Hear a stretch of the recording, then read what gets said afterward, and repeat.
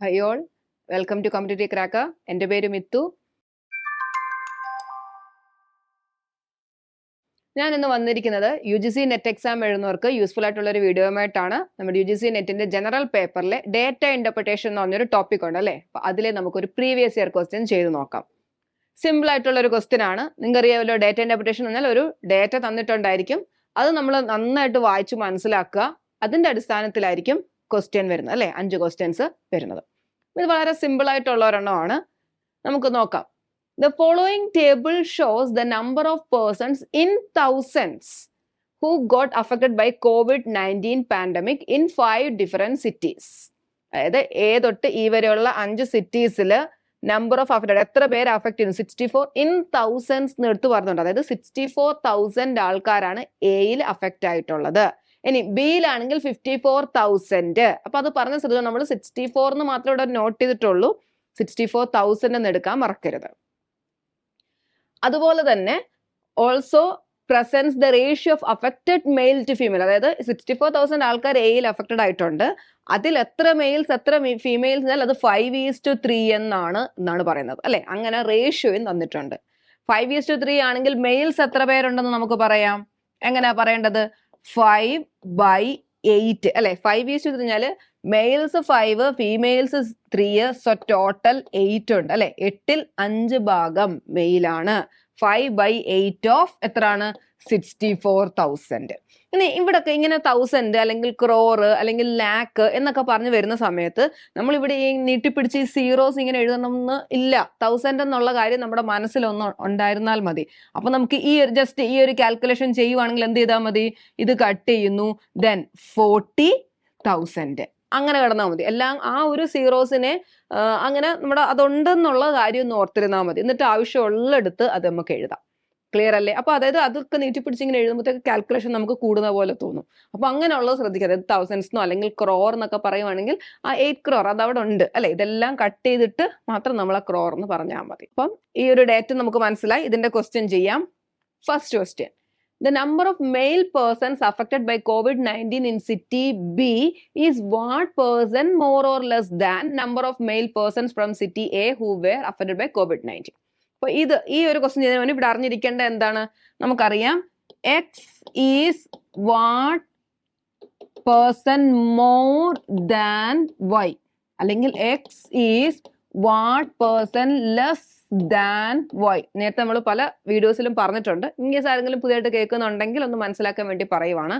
നമുക്ക് പഠിക്കേണ്ട 2 എണ്ണമാണ് പെർസെൻറ്റേജ് മോർ കണ്ടുപിടിക്കുക, അല്ലെങ്കിൽ പെർസെൻറ്റേജ് ലെസ് കണ്ടുപിടിക്കുക. ക്ലിയർ ആണോ?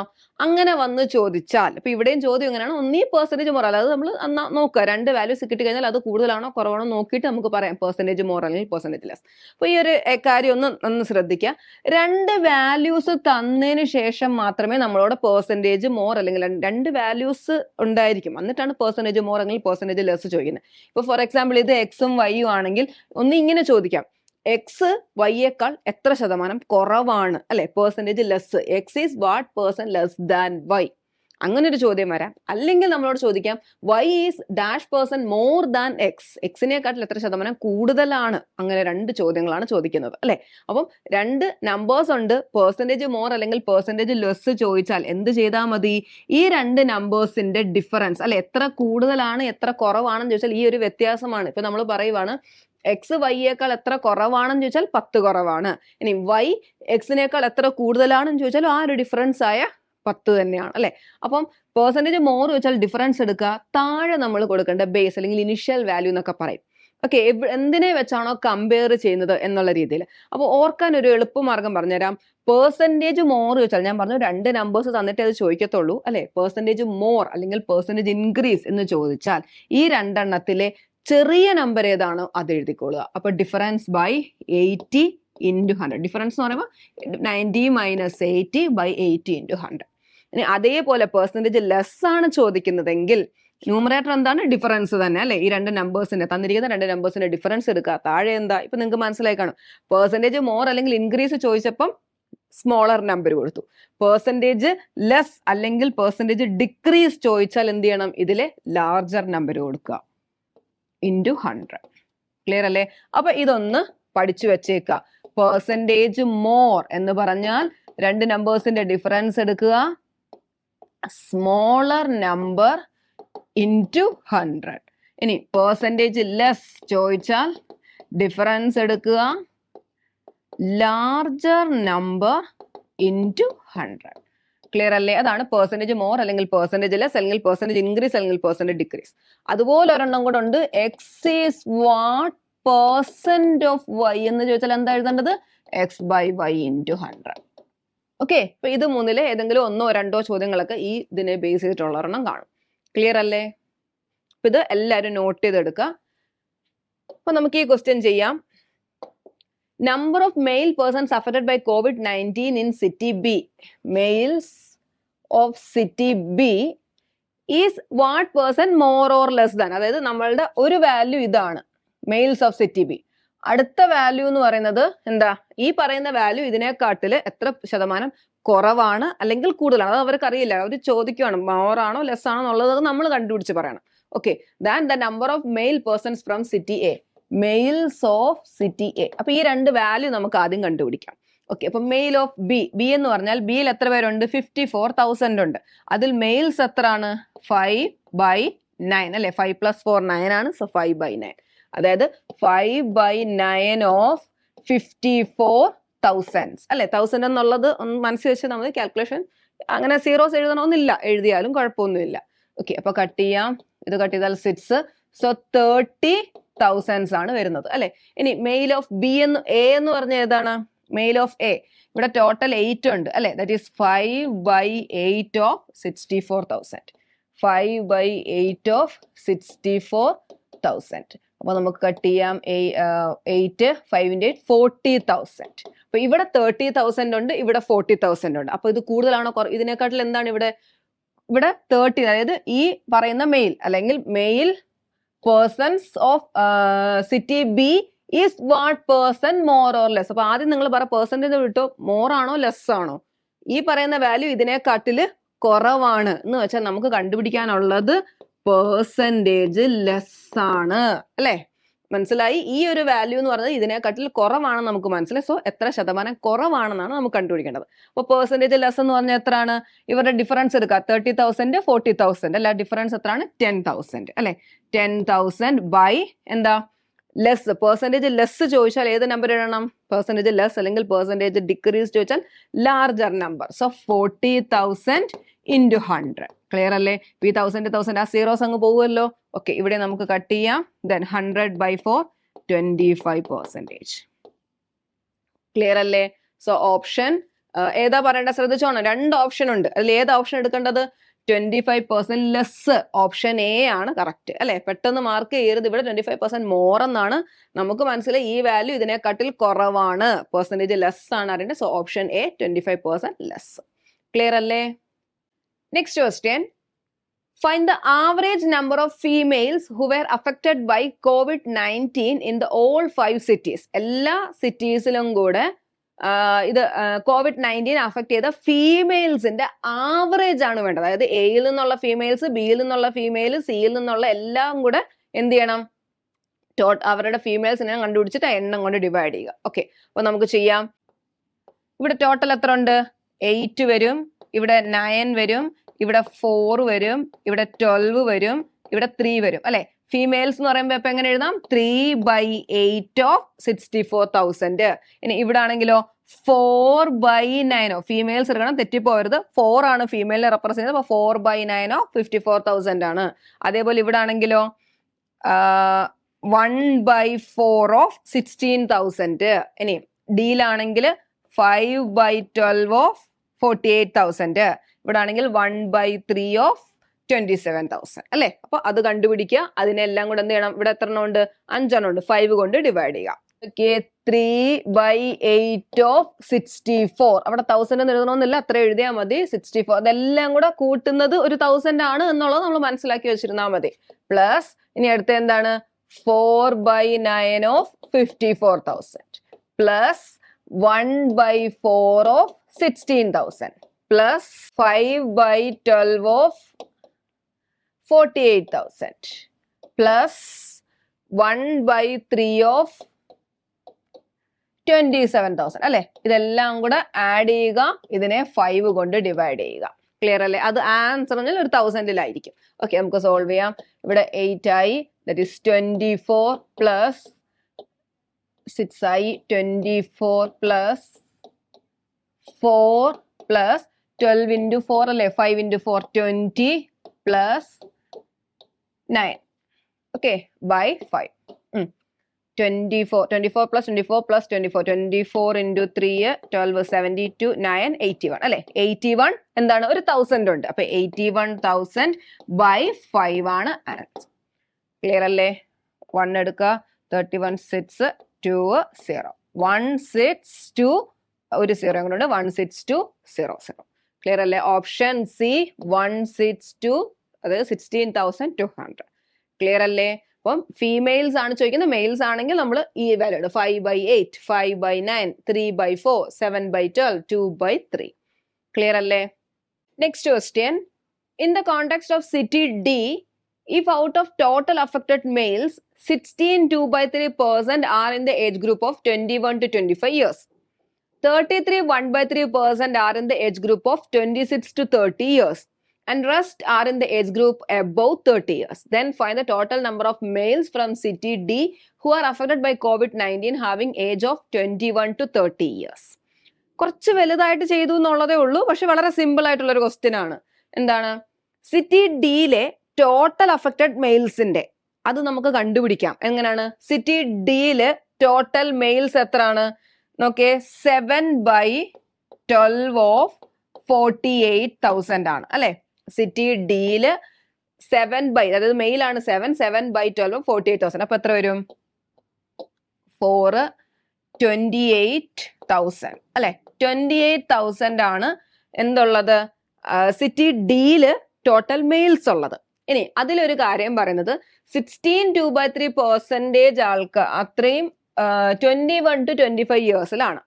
33 1/3% 26 to 30 ഇയേഴ്സിലാണ്. ബാക്കിയുള്ളവരാൻ 30 ഇയേഴ്സിന് മേളിലാണ്. നമ്മളോട് ചോദിക്കുന്നത് 21 to 30 ഇയേഴ്സിലുള്ളവര് എന്ന് പറയുമ്പോൾ ഏതാണ്?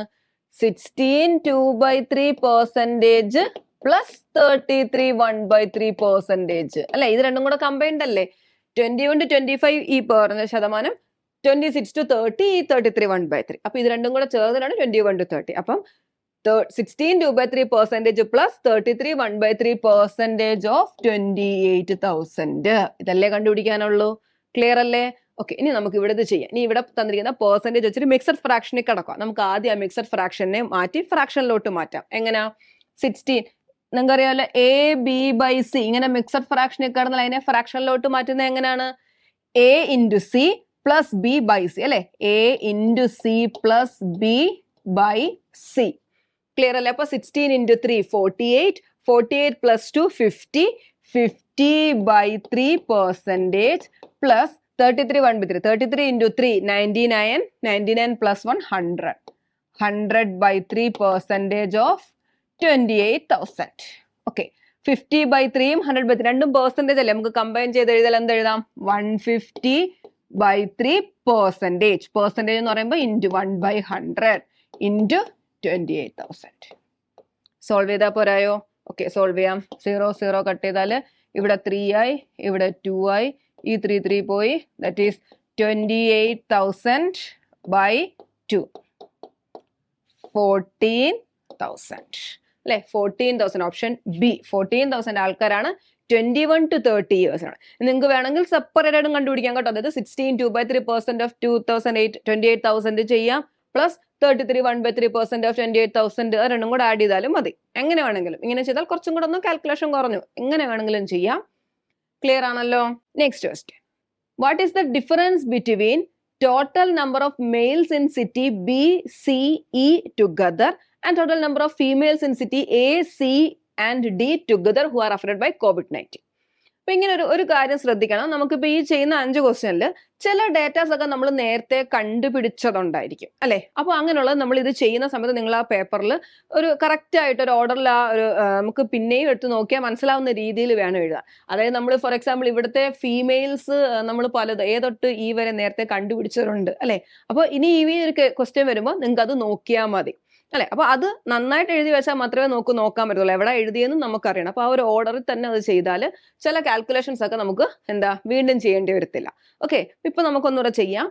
What is the difference? അതായത് നമുക്ക് എന്തൊക്കെയാണ്? B C E males of B C E കണ്ടുപിടിക്കണം. പിന്നെ females of A C D കണ്ടുപിടിക്കണം. ഇത് രണ്ടും കൂടെ ആഡ് ചെയ്തിട്ട് അവരുടെ ഡിഫറൻസ് എടുക്കണം അല്ലെ? ഓക്കെ, മെയിൽസ് ഓഫ് ബി എന്ന് പറഞ്ഞാൽ എത്രയാണ്? 5/9 of 54,000 plus male of C എന്ന് പറഞ്ഞാൽ 3/4 ഓഫ് 16,000. അതേപോലെ തന്നെ നിങ്ങൾ നേരത്തെ ഫീമെയിൽസ് കണ്ടുപിടിച്ചിട്ടുണ്ടെങ്കിൽ ആ ഇതിൽ നിന്ന് മൈനസ് ചെയ്താലും മതി. അങ്ങനെയും നമുക്ക് ചെയ്യാം. പ്ലസ് ഇ എന്ന് പറഞ്ഞാൽ എത്രയാണ്? മെയിലാണ് വേണ്ടത്. 2/3 ഓഫ് 27,000. ഓക്കെ, സോൾവ് ചെയ്താൽ എന്തോരും? 30, 12, 18. ഓക്കെ, ആഡ് ചെയ്യുക 60,000 എന്ന് വരും.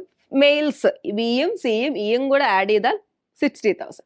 ഇനി ഫീമെയിൽസ് ഓഫ് എ എന്ന് പറഞ്ഞാൽ 3/8 ഓഫ് 64 പ്ലസ് സി